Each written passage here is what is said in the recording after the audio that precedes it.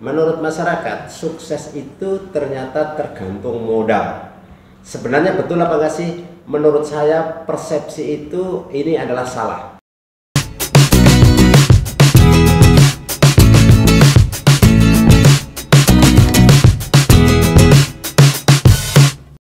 Assalamualaikum warahmatullahi wabarakatuh. Hari ini saya akan berbicara tentang persepsi wirausaha, persepsi masyarakat tentang kesuksesan. Menurut masyarakat, sukses itu ternyata tergantung modal. Sebenarnya betul apa enggak sih? Menurut saya persepsi itu ini adalah salah. Berwirausaha itu paling tidak yang betul adalah ada beberapa tahap. Ya, ini bagi pemula perhatikanlah bagaimana tahapan-tahapan untuk sukses. Ya, sukses itu sukses berusaha, berwirausaha. Paling tidak itu ada 3 atau 4 langkah. Ada 3 atau 4 langkah. Nah, benar nggak sukses itu karena modal? Modal di masyarakat yang kita dengar, modal itu kaitannya dengan uang. Kata masyarakat, semakin banyak uangnya, maka orang akan semakin sukses dan semakin besar. Nah, pendapat ini tentu akan salah sekali. Usaha itu ada 4 tahap. Satu,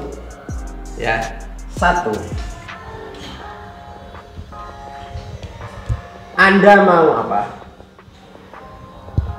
mau apa? Ya. 2, caranya bagaimana?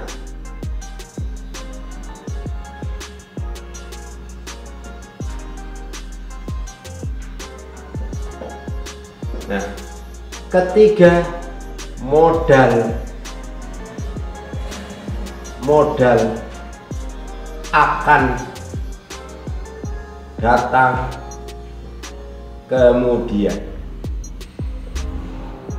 Nah, berarti untuk sukses itu ternyata hanya 3 ini aja. Anda mau apa, caranya bagaimana, modal belakangan. Sementara masyarakat ngomong modal uang dulu. Modal uang itu belakangan. Saya tak bercerita. Pada waktu saya mau buka apotek pertama kali, maka saya bercerita kepada kolega-kolega saya. Ya, karena dulu sebelum saya membuka apotek Comal, itu saya berpresentasi kepada salah satu dokter yang sekarang dia menanamkan modalnya di tempat saya. Saya bercerita, Pak Dokter, saya ingin buat apotek. Ya, mau apanya? Buat apa tadi? Membuat apotek. Mau apa? Membuat apotek. Caranya gimana? Cara itu ada 2, saudara. Cara mengelola di dalam apotek sama cara biar apotek itu berdiri. Ada 2 hal ya. Ya, kalau bagaimana mengelola apotek itu gambarannya kita apoteknya sudah berdiri. Maka yang berbicara adalah bagaimana pelayanannya, bagaimana knowledge obat-obat yang bisa meyakinkan masyarakat itu di dalamnya. Ya, bagaimana pelanggan. Nah, saya bercerita kepada tadi ke Dok, itu sampai ngasihkan uang 50 juta ke saya pada tahun 2002 dulu pada waktu apotek berdiri. Saya ceritanya apa tadi? Ceritanya mau apa? Mau buat apotek. Loh, caranya gimana? Caranya ya, saya sudah punya pelanggan 50 orang. Ya, dari itu 50 orang. Omsetnya sudah 50 juta. Dok, ketika saya buka apotek, maka apotek langsung rame. Kenapa? Karena kita sudah punya pelanggan. Ya. Dok, saya tuh asisten apoteker. Waktu itu asisten apoteker. Saya bisa menjelaskan tentang orang sakit gigi, obatnya apa. Saya bisa menjelaskan dengan baik ke pasien yang datang. Ini cara mengelola apotek. Cara mengelola apotek ketika apotek itu sudah berdiri. Kemudian cara membuat apotek itu berdiri. Maka saya perlu apa? Saya perlu apoteker. Saya perlu asisten apoteker. Saya perlu tenaga pembukuan. Kemudian memang sesuai dengan undang-undang, maka apotek itu yang ngurus perizinannya adalah apoteker. Ya, sudah jelas. Jadi kalau usaha itu ternyata kesuksesan itu hanya 3 cara ini. Anda mau apa? Caranya bagaimana? Modal datang kemudian. Setelah saya datang kepada Pak Rio, kalau caranya begitu, saya nanam uang ke kamu 50 juta.